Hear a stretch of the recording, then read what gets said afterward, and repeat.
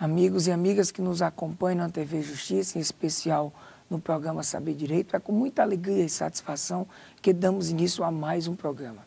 Eu, José Herval Sampaio Júnior, sou mestre e doutorando em Direito Constitucional, sou especialista em processo civil e penal, membro do Instituto Brasileiro de Direito Processual e da Associação Norte e Nordeste de Professores do Processo, além de juiz de direito.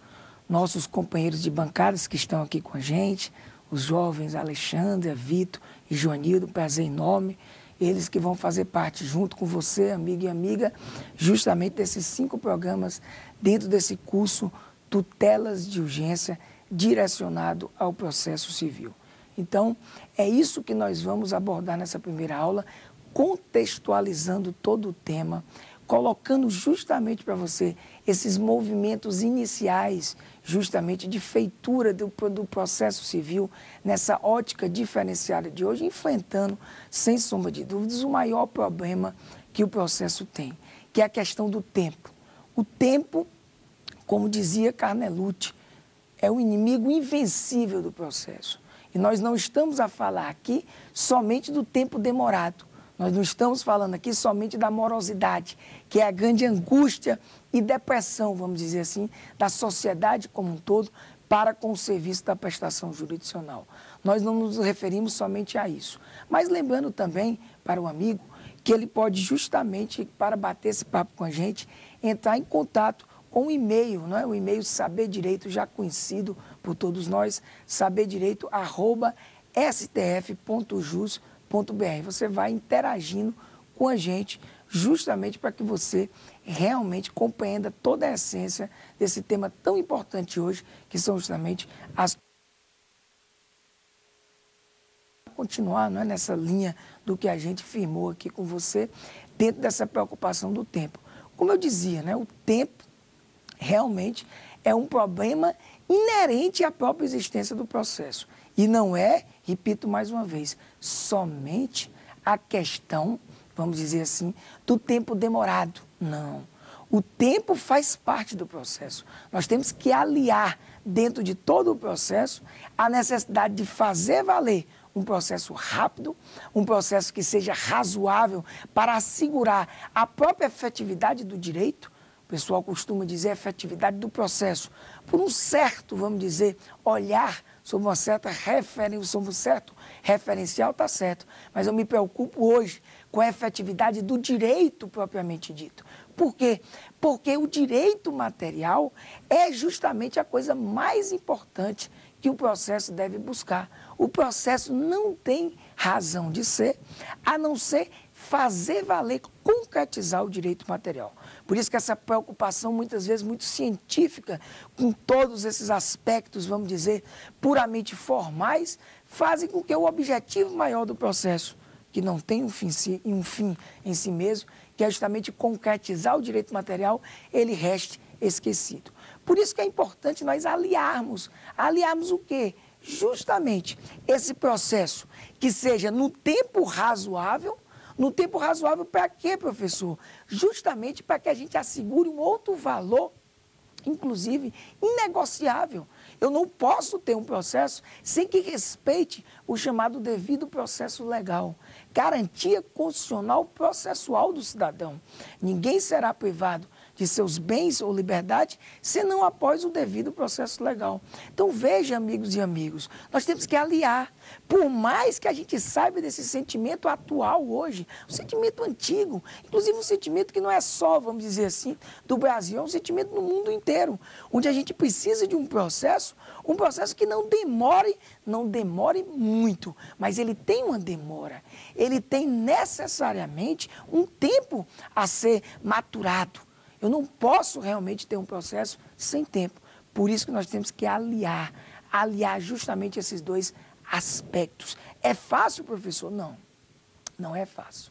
Tanto é verdade que o equilíbrio entre esses dois valores, celeridade, vamos colocar assim, como a doutrina gosta de falar, não é? A celeridade e a segurança jurídica, representado aí em 2 garantias constitucionais muito faladas hoje, não é? Conforme eu já mencionei, a duração razoável do processo, garantia constitucional expressa no artigo 5º, inciso 78, e ao mesmo tempo o devido processo legal.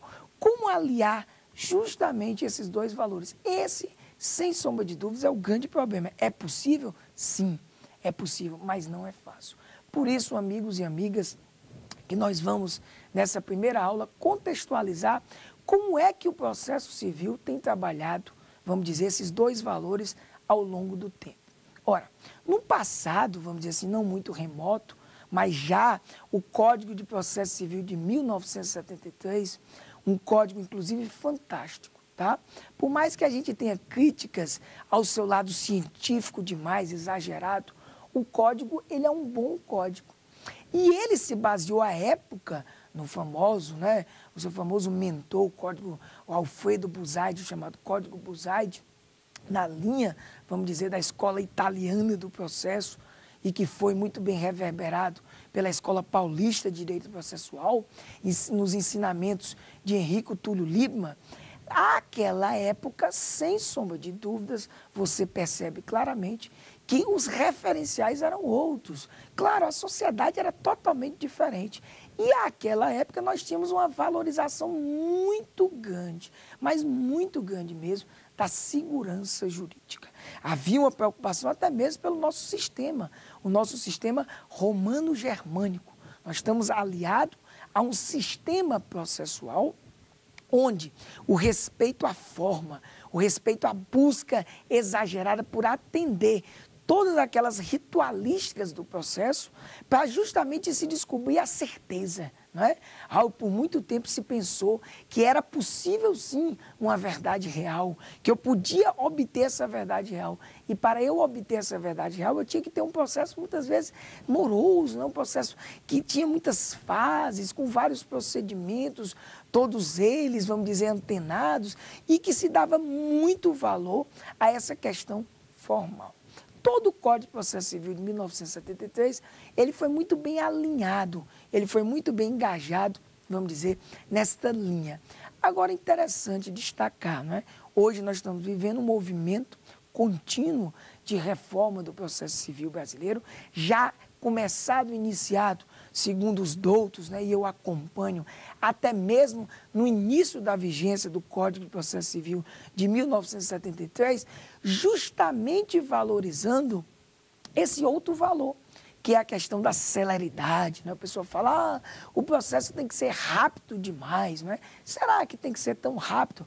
Enfim, há hoje uma tendência, desde 73 inclusive, de mudança da legislação para tentar tornar o processo o mais rápido possível, mas sem esquecer, sem olvidar a questão da segurança jurídica. E aí, o que é que foi feito? O que é que a gente percebe claramente? No ano de 73, para que o amigo e a amiga tenham noção, já foram modificados quase 100 artigos. 100 artigos, vamos dizer assim, do Código de Processo Civil de 73, já justamente tentando fazer valer essa linha da celeridade. Ou seja, o que é que a gente percebe claramente que a gente via acontecer? Justamente já no ano de vigência do CPC de 73, a discussão por um processo mais rápido possível. E aí, com várias, vamos dizer, artigos que foram alterados para mudar, vamos dizer assim, o pêndulo da balança. Eu poderia dizer que no ano que foi formatado, já nos ideais entre o Código de 39 e 73, a balança pendia para o lado da segurança jurídica. E aí, no próprio ano de vigência, em 1973, com essas alterações, a gente já começava a ver a celeridade querendo ganhar fôlego.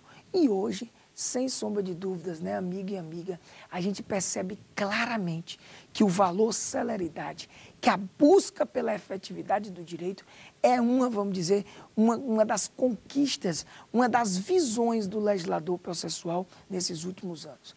E é justamente na primeira lei, na chamada onda da efetividade, que nós vamos começar a situar o nosso tema, que justamente foi pela primeira grande reforma, vamos dizer assim, do processo civil brasileiro.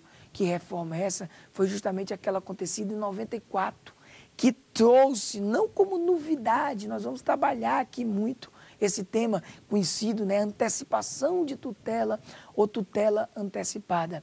A Lei 8.952/94, que não criou o Instituto da Antecipação de Tutela. É bom que se fique claro. O que foi que houve em 94 se generalizou a possibilidade de se antecipar os efeitos práticos da tutela em qualquer tipo de processo e procedimento. Foi a primeira grande lei que realmente veio a querer, ainda, vamos mudar a tônica dessa valorização pela segurança jurídica, foi essa lei. Nós tivemos, a partir daí, 3 grandes momentos que eu vou até destacar com você, amiga e amigo, antes de destacar o momento atual. Mas, sem sombra de dúvidas, a antecipação de tutela, o surgimento da antecipação de tutela, para junto com o processo cautelar, que nós vamos bater bem pesado nele, vamos destacar, vamos dizer, a relevância do processo cautelar, a gente começa a destacar aí essa luta contínua contra os males, né, do tempo dentro do processo. E aí, em 95, tivemos também outras leis no mesmo sentido. E eu até chamo a atenção ao amigo e amiga que nos acompanham. Todas as reformas, hoje, inclusive, nós temos 66 leis que alteraram, de 73 para cá, o processo civil brasileiro. Não só o Código de Processo Civil, que evidentemente a gente tende a achar que o processo civil ele é ligado somente ao Código de Processo Civil, mas não é verdade, não. Nós temos diversas outras leis fora do Código de Processo Civil que fazem parte, vamos dizer assim, do processo civil brasileiro, da disciplina processo civil brasileiro, que engloba muitas vezes, inclusive, as outras espécies de processo. Por quê? Porque o processo civil serve como parâmetro, serve com referência, por exemplo, ao processo do trabalho, ao processo eleitoral, ao processo administrativo e também até mesmo ao processo penal. Daí a importância de você entender, vamos dizer, a completude do processo civil brasileiro. E aí nós tivemos um segundo momento de leis, vamos dizer assim, a segunda reforma, já com o mesmo ideário. Ou seja, todas as reformas, vamos dizer assim, de 73 até agora, todas elas até agora, praticamente, eu vou dizer, fizeram com que esse valor celeridade fosse, evidentemente, a linha mestra do legislador. O legislador, para tentar, vamos dizer, minimizar os efeitos insólitos, os efeitos nefastos do tempo dentro do processo, ele tentou justamente criar técnicas processuais, criar procedimentos mais rápidos. Ele tentou justamente melhorar a legislação processual para que a gente pudesse ter, vamos dizer, um processo que respeitasse a segurança jurídica, mas ao mesmo tempo ele fosse o mais rápido possível. Lembrando, como sempre, que não há um processo sem um tempo mínimo. Daí que as tutelas de urgência, nessa visão inicial global, entram como uma das técnicas mais eficazes, mais expeditas, mais interessantes em algumas situações. Como aliar verdadeiramente a necessidade de um processo rápido e assegurando, vamos dizer, a segurança jurídica. Muitas vezes, só as tutelas de urgências. Que desde já eu digo para o amigo e amiga de casa, não é de modo nenhum a solução, a panaceia, vamos dizer, eu querer resolver todo o processo civil através das tutelas de urgências ou através das liminares. Não. Isso é perigoso. Tem um chamado de atenção, é muito perigoso. Por mais que se perceba que as reformas hoje, atualmente, até mesmo já o projeto do novo CPC, como nós vamos destacar aqui no decurso de nossas aulas, todas elas primem pela priorização da celeridade, sem sombra de dúvidas, tá? É perigoso achar que somente a celeridade vai, evidentemente, garantir um resultado justo. Nós não podemos também ter um processo, qualquer processo. Eu tenho chamado a atenção em nossas aulas e divido, vamos dizer, essa preocupação com os amigos e amigas que nos acompanham, daquela ideia de que muitas vezes um processo muito rápido, um processo realmente sem cumprir o devido processo legal, ele traga efeitos piores, mais complicados do que um processo moroso. Mas, professor, é verdade, e a gente tem experiência para dizer isso. Claro que a gente tem que aliar, e é o que o legislador tem tentado fazer ao longo desse tempo. A segunda grande reforma, nos anos de 2001 e 2002, e que, por exemplo, nosso grande processualista Cândido Rangel Dinamarcos chamava para a gente justamente a reforma da reforma. Por quê? Porque tinha a mesma linha. Qual era a linha? Era a busca pela prioridade da celeridade para fazer valer a efetividade. A maioria, como eu já disse, fala de efetividade do processo. É verdade. O processo como instituto, nessa linha científica idealizada, realmente eu posso dizer que ele tem que ser efetivo. Mas, pessoal, o que tem que ser efetivo é o direito material. E aqui eu abro um parênteses rápido. Como imaginar que o direito acessório seja mais importante do que o principal? Só mesmo no nosso país, né? Porque aqui nós temos mais livros, muito mais livros de direito processual do que de direito material. Isso já demonstra, com todo respeito, professor, o senhor é professor de processo e está falando contra o processo, eu estou. Porque pensa num negócio complicado, num negócio que às vezes, vamos dizer, faz com que a gente perca a própria razão de ser. O processo é tão somente um instrumento. Nós vivemos atualmente a chamada fase instrumentalista do processo. É importante que a gente saiba que o processo é uma coisa, que o direito material é outra, a divisão entre o direito de ação e o direito material realmente é. Eu tenho o direito de ação como o direito de defesa, como eu gosto de falar em nosso livro Processo Constitucional, eu trabalho essa ideia, direito de ação e direito de defesa, como duas faces de uma mesma moeda, é fato. Mas vejam, amigos e amigas aqui com a gente, eu não posso dar uma importância tão grande ao processo ao ponto de ver que o direito material, que é o seu objetivo básico, é atingir justamente, é concretizar o direito material, ele resta o quê? Esquecido, ele resta olvidado. E o que a gente vê muitas vezes na prática é isso. É a supervalorização do processo, né? A chamada, por exemplo, hoje tão combatida, nós não vamos poder tocar aqui, a chamada jurisprudência defensiva. Muitas vezes a gente extingue o processo sem resolução do mérito por não ter condições realmente de conseguir avaliar o direito material de todas as espécies de processo.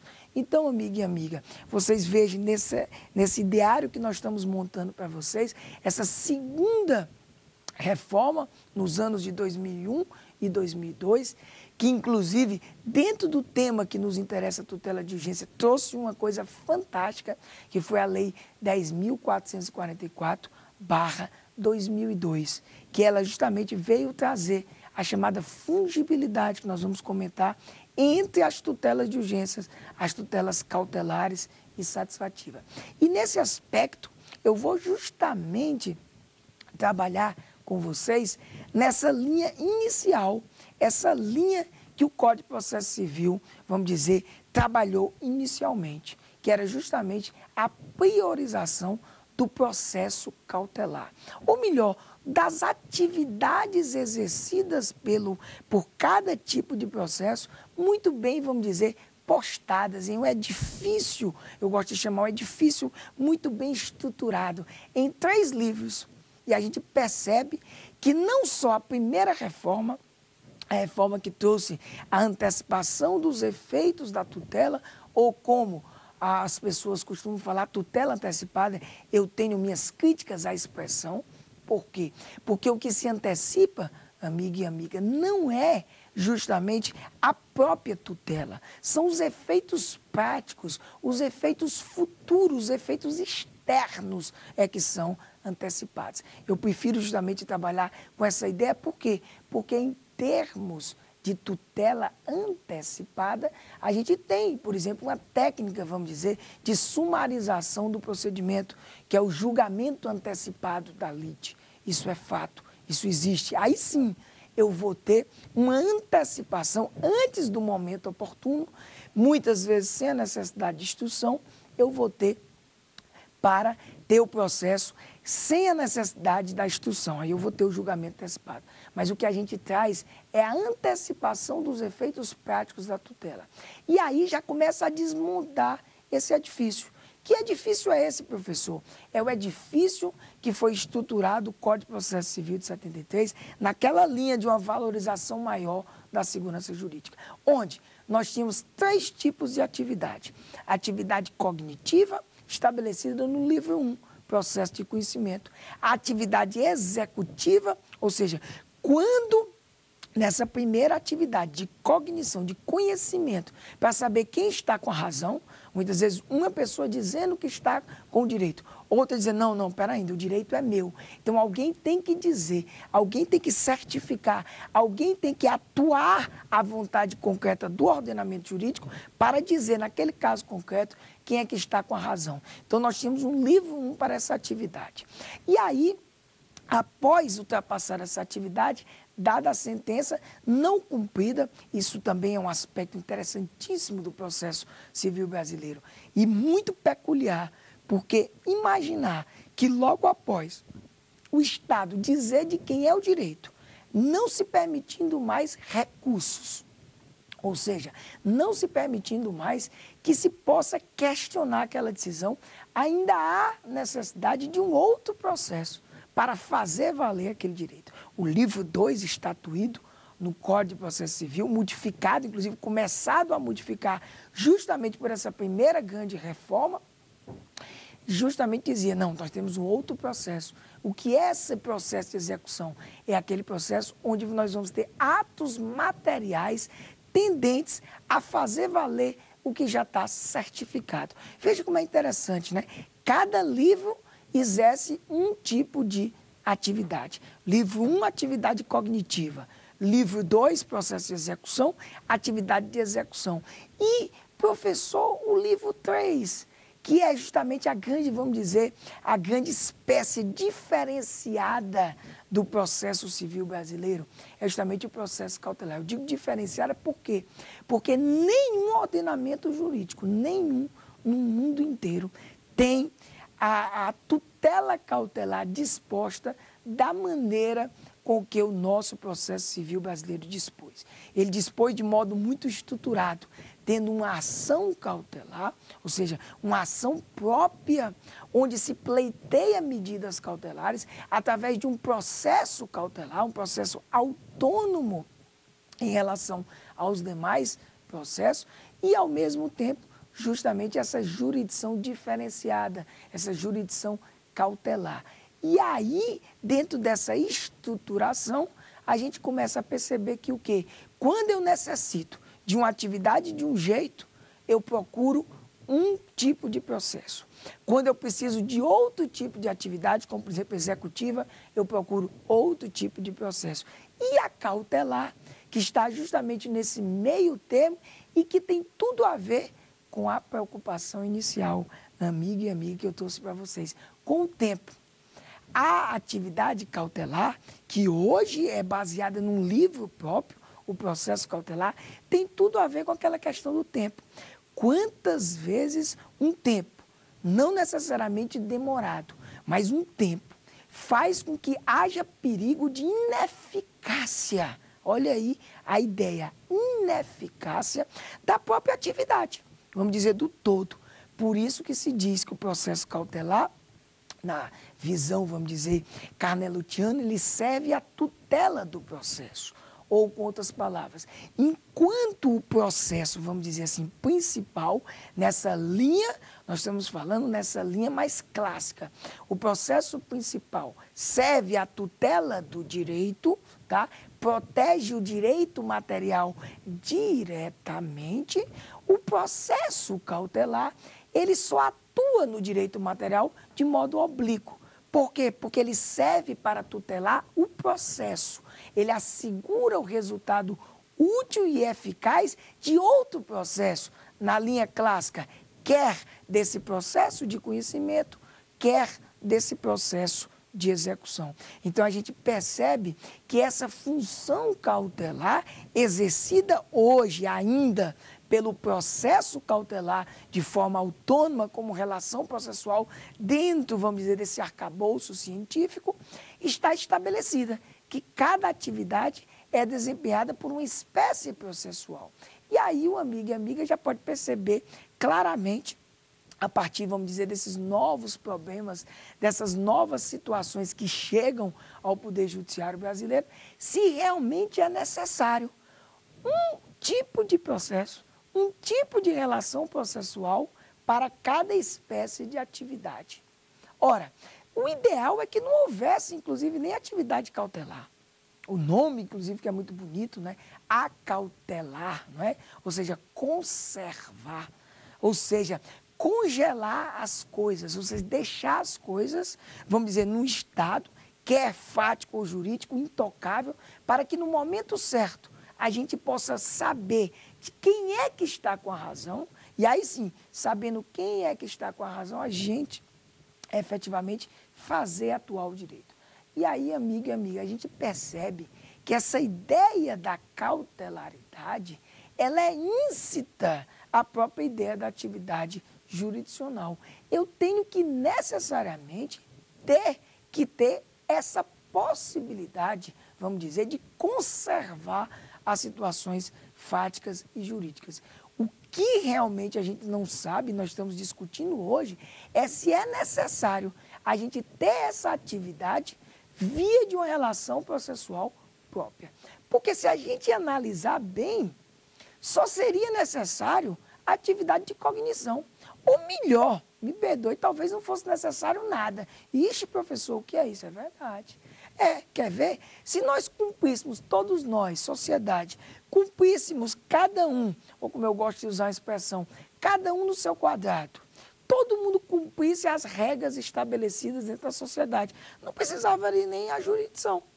Cada qual cumpria as suas obrigações dentro do organismo social, e aí o que acontecia? Não havia necessidade de fazer valer a atuação da jurisdição, porque não havia descumprimento de direito. Mas a gente sabe que isso é utopia, a gente sabe que isso não vai acontecer em lugar nenhum. Então nós precisamos dessa primeira atividade de acertamento do direito.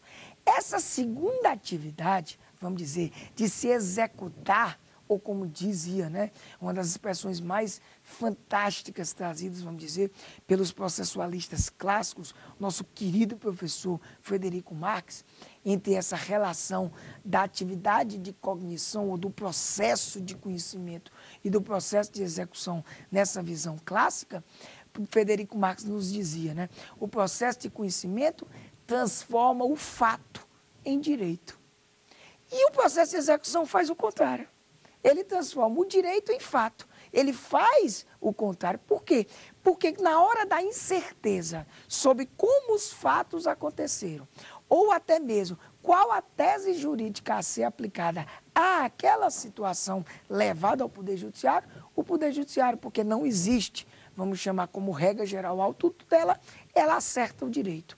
E aí, depois de acertado o direito, transformando o fato em direito, eu vou fazer o contrário. Eu quero que esse direito certificado, estatuído nessa sentença, pelo menos nessa ideia inicial, ele saia do papel, ou seja, ele seja realmente materializado. Ora, nós não necessaríamos dessa atividade.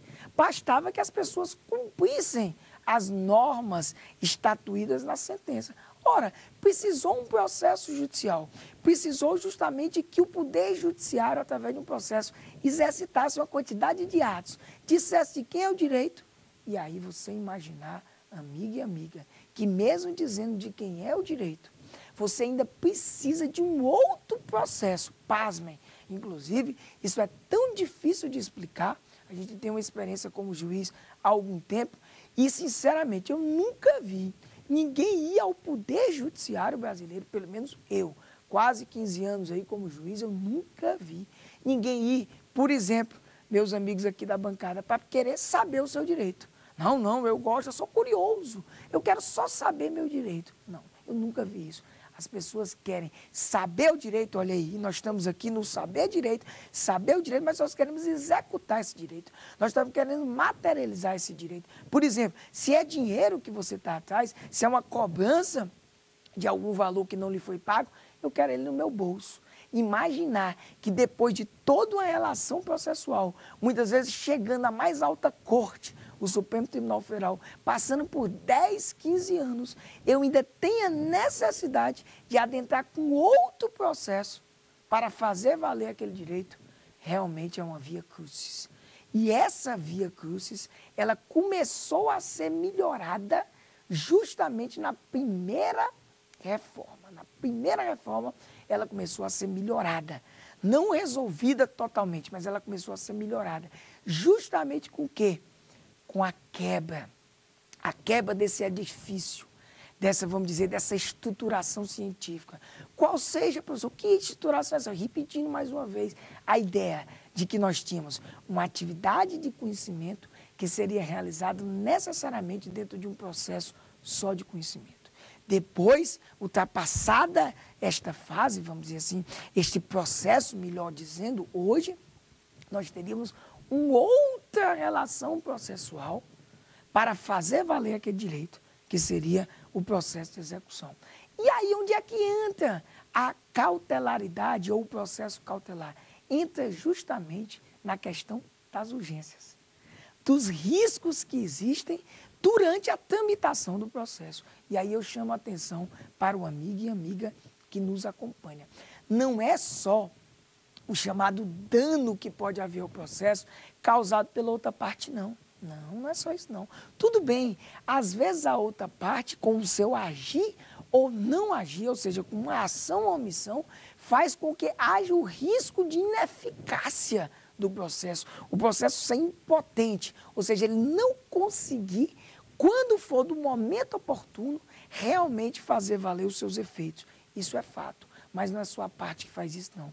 Às vezes acontecem coisas, eventos naturais, às vezes acontecem situações extraordinárias com que fazem com que eu haja a necessidade de ter uma medida cautelar.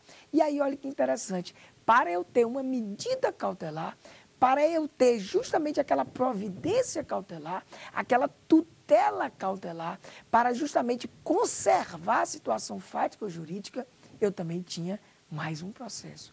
Ixi, professor, tome processo, é verdade, tome processo. Para cada atividade eu tinha um processo, eu tinha e tenho, mas na realidade, todas essas reformas que nós estamos comentando aqui, nessa linha da onda da efetividade, a efetividade do direito via processo, começam a desmontar. E eu vou provar aqui para vocês que começam a desmontar essa sequência, vamos dizer, esse edifício muito bem estruturado do Código de Processo Civil de 1973, nesses 3 livros. Ah, professor, tem um quarto. O quarto são os procedimentos especiais, que, por incrível que pareça, também tem alguns que têm um feitio cautelar, mas nós não vamos poder nos atrever a adentrar. O que eu quero expor para o amigo e amiga que nos acompanham é essa ideia de que essas atividades de cognição, de execução e de cautelaridade, ou seja, essas atividades dentro da visão inicial, dentro desse sistema, vamos dizer, clássico, eles eram exercidos por relações processuais autônomas. Professor, onde é que começa a se quebrar? E eu fiz de propósito esse jogo de ida e volta para que você entenda. Começou a quebrar na primeira grande reforma. Justamente quando se trouxe para qualquer tipo de processo e procedimento a possibilidade de se antecipar os efeitos práticos da tutela requerida. Ora, com outras palavras, até a existência da Lei 8.952 até 1994, eu não tinha uma técnica processual que fosse possível de obter efeitos práticos de mérito, vamos dizer assim, do próprio que eu quero, ou eu já vou começar a usar os termos que nós vamos ter que se identificar nesse curso, ou seja, providências satisfativas, eu não tinha possibilidade de obter dentro, vamos dizer, da generalidade do processo e procedimento brasileiro. Eu não tinha. E aí a doutrina, sabiamente, os advogados, que são os iniciadores de tudo, vamos dizer, são eles que começam as teses jurídicas, eles criaram a famigerada hoje, a indesejada hoje, cautelar satisfativa. Ixi, professor, o que é isso? A primeira coisa, eu quero chamar a atenção para o amigo e amiga, e aí nós vamos enfrentar com muito, vamos dizer, com muito destaque essa ideia. Cautelar é uma coisa, satisfativa é outra. Então, essa ideia de cautelar satisfativa é uma deturpação desse próprio sistema estatuído inicialmente. Ou você acautela, ou você satisfaz. Agora, o que é que a gente percebe? Não havia uma possibilidade dentro do ordenamento jurídico brasileiro da gente satisfazer de modo generalizado. Por exemplo, amigo e amiga, para aqueles que estudam mais o processo civil italiano, não é? A grande doutrina, o livro clássico de Piero Calamandrei, ao prever, vamos dizer, as tutelas cautelares, ele previa os chamados procedimentos puramente antecipatórios. Ele previa justamente a possibilidade de ter uma cautelar que não se satisfizesse tão somente em assegurar o resultado útil e eficaz da própria atividade jurisdicional ou do processo propriamente dito. Não, havia a possibilidade de haver uma satisfação, mesmo que fática, justamente de quê? De tudo que o autor só obteria ao final, só obteria depois de transpassado todas aquelas atividades, ele obter logo no início. Mas nós sabemos que isso originariamente não ocorria, não era previsto dentro do nosso ordenamento. Por isso que se criou, não é? Vamos dizer, na habilidade, no modo hábil, no modo genial, no famoso jeitinho brasileiro, vamos destacar assim, o famoso jeitinho brasileiro, a gente percebe o quê? Que se criou as cautelares satisfativas. E nós temos vários exemplos de providências que eram requeridas através do famoso processo cautelar, do famoso poder geral de cautela, como nós vamos enfrentar aqui, do artigo 798. O artigo 798 do CPC prevê, vamos dizer, de modo clássico, esse poder geral de cautela, e esse poder geral de cautela, ele era usado, vamos dizer, de modo equivocado, de modo errado, inclusive, para satisfazer. Não há sentido nenhum dentro desse próprio instituto científico criado eu ter uma cautelar satisfativa. Claro e evidente que no decorrer do próprio livro 3 hoje vigente, eu tenho alguns procedimentos que não são cautelares propriamente dito, ou seja, que assumem uma função satisfativa, mas isso é a tecnia do legislador. O legislador é atécnico, por mais que ele se esforce, ele é atécnico. A ideia do poder geral de cautela não é satisfazer nada, é tão somente conservar, assegurar a eficácia do processo. Mas o que acontecia? Os advogados tinham alguns direitos, vamos dizer, urgentes que eram passados para eles, algumas situações em que ele precisava imediatamente, eu trago até como exemplo, o exemplo clássico da época, a liberação, muitas vezes, do famoso FGTS, da passagem do regime seletista para o estatutário, e aí, na hora, justamente, dessa liberação desse FGTS, ele queria justamente esse dinheiro rápido logo. Ora, esse dinheiro para vir para a pessoa, ele só vem de modo satisfativo.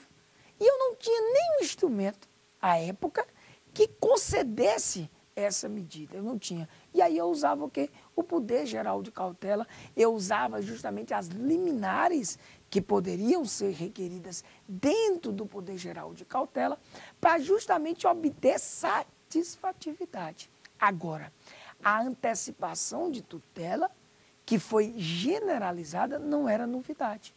E aí o amigo e a amiga vai se lembrar, quer ver? Vou lhe dar alguns exemplos clássicos, tanto dentro do CPC, quanto fora do CPC, sobre a existência inconteste da antecipação de tutela antes mesmo da Lei 8.952/94.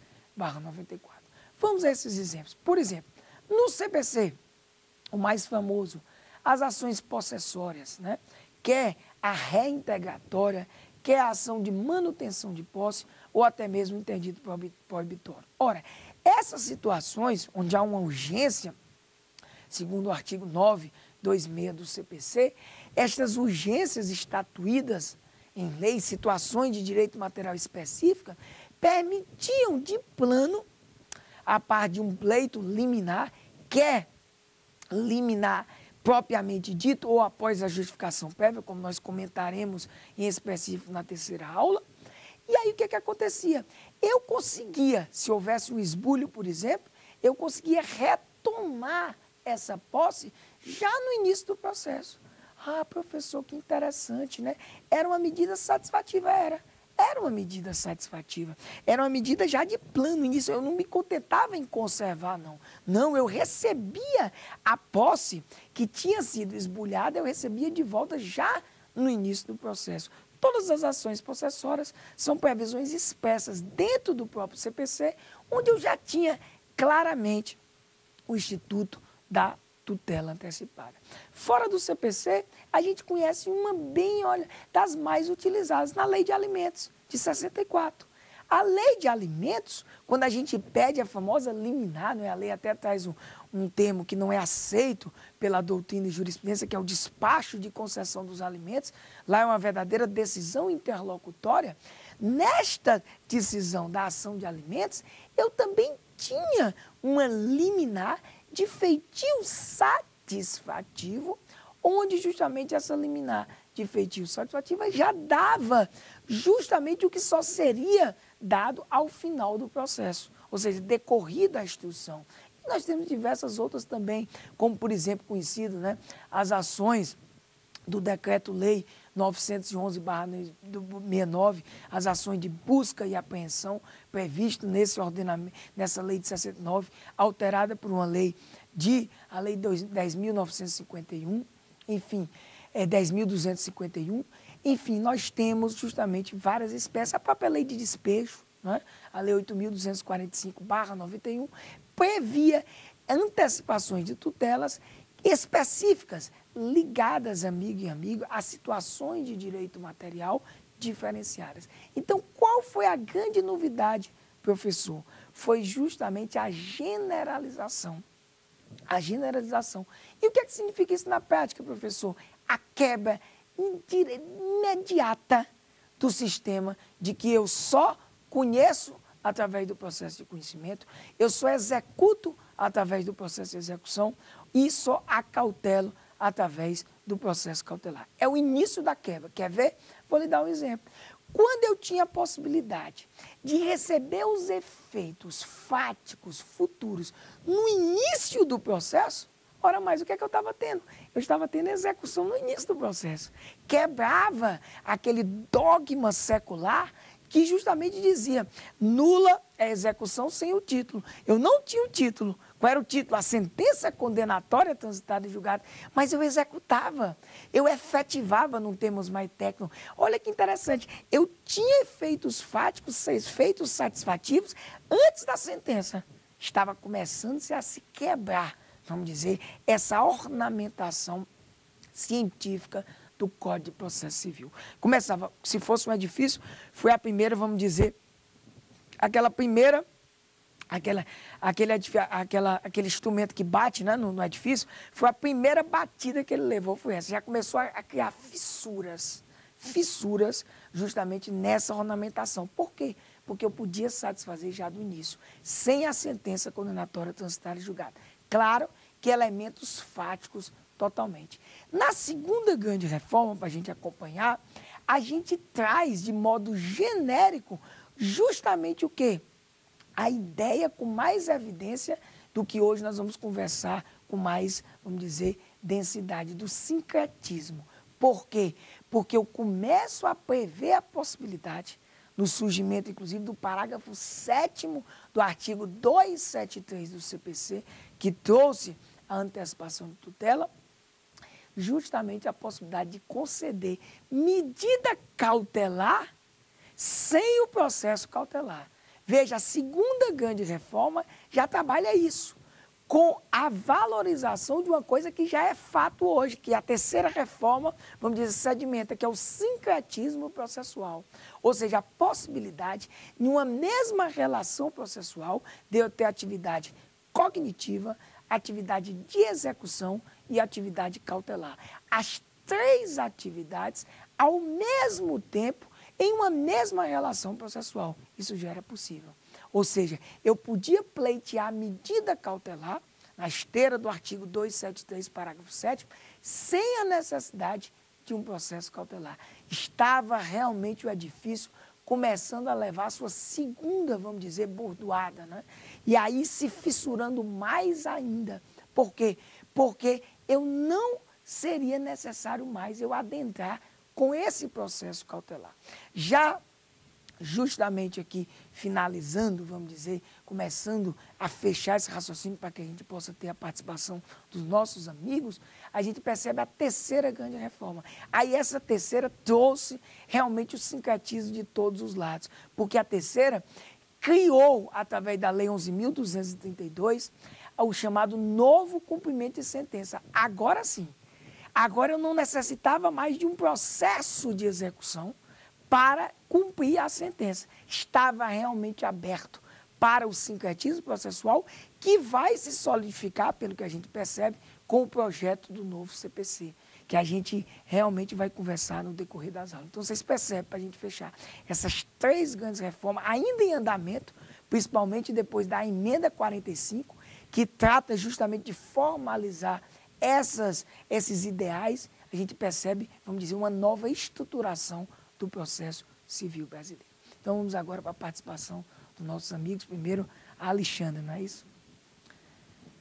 Bom, a minha pergunta é o que significa a constitucionalização do direito processual? Isso, e nós deixamos justamente de propósito para que a gente abordasse essa ideia da constitucionalização do direito processual. Um movimento no Brasil, vamos dizer, ainda iniciante, e que, vamos dizer, na Europa e principalmente nos Estados Unidos, já está bastante consolidado.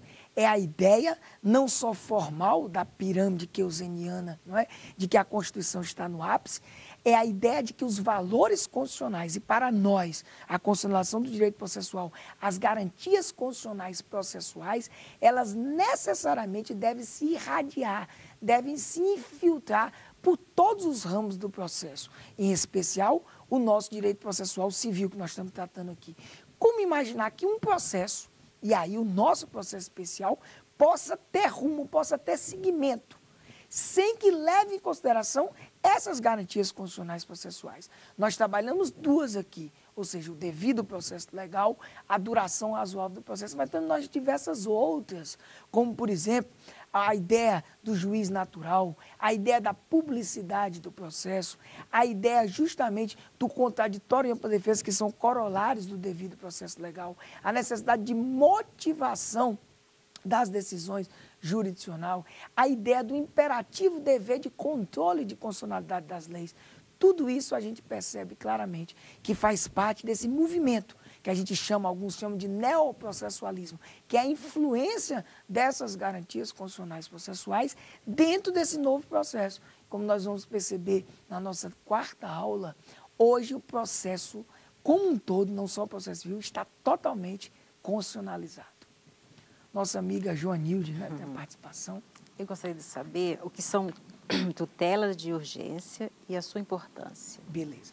Justamente a nossa amiga fez uma pergunta interessantíssima. Essas tutelas de urgência, como a gente destacou nessa contextualização do tema, são aquelas medidas, são aquelas técnicas que o juiz tem, justamente, já no início do processo, porque às vezes elas são necessárias no início, mas elas podem se dar no meio ou no fim, onde, em uma situação de urgência, de risco da ineficácia, quer da atividade processual, ou a ineficácia de própria proteção do direito material, eu tenho que ter aquela decisão imediatamente sob pena de que do direito material não vir a ser protegido. E a importância das maiores. Por quê? Porque nós sabemos que, infelizmente, um sentimento hoje, com relação à demora do processo, quer aquela demora natural ou aquela demora exagerada, a gente percebe que muitas vezes só a tutela de urgência vai resolver. Por isso que hoje em dia você abre um jornal, você entra na televisão, você ouve o rádio e você vê a famosa liminar, né? Juiz tal concede liminar tal para garantir isso, aquilo, outro. A liminar é a forma que representa, pelo menos que exterioriza, na maioria dos casos, as tutelas de urgência. Eu diria que em muitos processos, amigos e amigas, sem uma tutela de urgência, para aquelas situações de risco, realmente o processo não vai conseguir atingir o seu resultado esperado, que é sempre, eu repito, concretizar os direitos materiais. São técnicas processuais e sua relação com a tutela de direitos. Beleza. Olha, as técnicas processuais e sua relação com as tutelas de direito é o que tem de mais importante hoje com relação a esse enfrentamento, vamos dizer, do poder público para com os problemas que nós temos no dia a dia do processo. O legislador e os juízes são obrigados, a partir do que a gente chama do acesso à justiça numa ótica material. Ou seja, o dever indeclinável que o poder público tem a partir do direito e garantia fundamental do cidadão. A lei não excluirá de apreciação do poder judiciário lesão ou ameaça de lesão ao direito. Ou seja, nós somos credores do poder público, credores do Estado, para nos assegurar a proteção em específico do nosso direito. Quer se o direito já tiver sido violado, quer se porventura ele estiver ameaçado. Significa dizer que tanto o legislador quanto o juiz têm que instituir técnicas processuais, como, por exemplo, uma das técnicas que nós estamos tocando aqui são as tutelas de urgência. Essas técnicas processuais estabelecidas pelo legislador ou pelo juiz, no caso concreto, muitas vezes são as únicas que vão assegurar na prática a tutela do direito. Por isso que nós temos que ter essa relação. Tanto é importante a técnica processual adequada pelo legislador, se possível, se não for possível, por força desse direito e garantia fundamental do cidadão, nós definimos que o juiz deve instituir aquelas técnicas processuais peculiares a cada caso, respeitado, por óbvio, as garantias constitucionais processuais, tudo para quê? Para assegurar o direito das pessoas. Imagine, amigo e amiga, se você vai ao Poder Judiciário, se você alega uma violação, uma ameaça de violação ao direito, e o Poder Judiciário simplesmente lhe diz assim, por exemplo, não, eu não posso fazer nada porque eu não tenho a técnica adequada para proteger o seu direito. Isso não existe. Eu tenho que ter esta técnica. Me perdoe a expressão, mas o Poder Judiciário tem que dar seus pulos e encontrar aquela técnica adequada, peculiar, aquela situação de direito material específico, e aí sim assegurar a proteção, assegurar a tutela do direito. Daí a importância que tanto o legislador hoje quanto o juiz trabalham com a ideia de instituir as técnicas processuais, como, por exemplo, as tutelas de urgências que nós estamos discutindo, justamente para fazer valer a tutela do direito. A gente vem chegando aqui ao final e vamos fazer justamente um resumo da aula para que você compreenda justamente o que foi destacado aqui nessa primeira aula, onde nós contextualizamos o tema. Primeiro, nós vimos claramente de que a ideia do tempo é inerente ao processo. Não só o tempo demorado, não só a morosidade.